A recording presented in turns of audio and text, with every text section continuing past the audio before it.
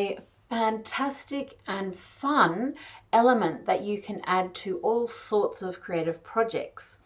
I love to use papers, handmade papers that I've done test swatches on. I've wiped off the excess paint of watercolor, acrylic paint from my paintbrushes rather than just washing them out in water.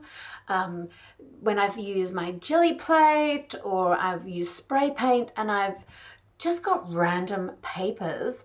I have this massive stack, and now I can make my own embellishments, my own stickers with all of these things and get all sorts of fun results.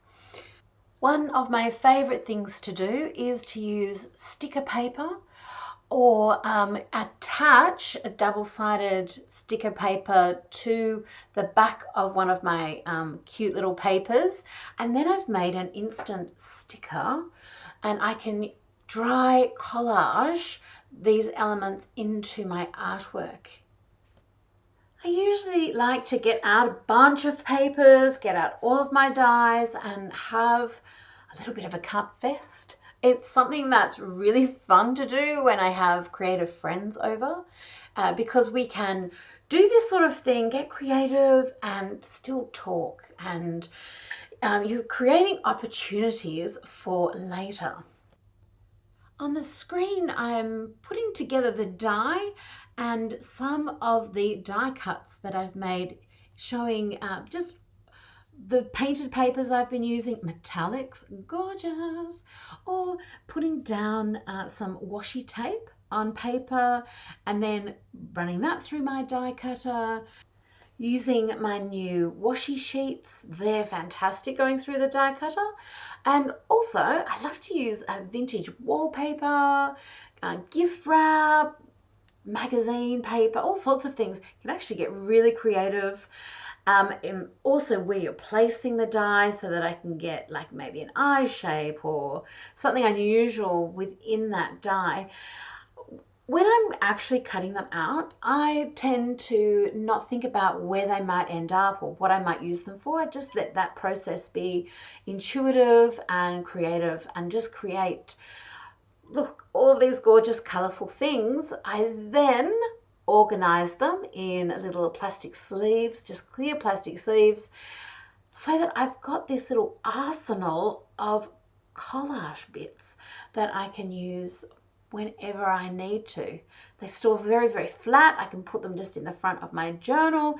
But of course you could use these for card making, scrapbooking, memory keeping, planning, whatever appeals to you. I particularly love using them in my journals. On this particular page, I've got layers of acrylic paint, I have mermaid markers, incredible ink, modeling paste, just all sorts of different things in layers underneath. And what the embellishments allow me to do is just place them over the top. I can put paint on top of them as well to integrate them into the page. But because this is a dry technique and I don't have to put matte medium over the top, I don't run the risk of anything smearing. So I really, really enjoy this. Plus it's very, very quick, easy, and it looks really cool. Because these are Spellbinders dies, the quality is fantastic and you can run all sorts of materials through your deep sea die cutter. I even love using my collage papers, which are very, very, very thin paper. They go through the deep sea die cutter beautifully.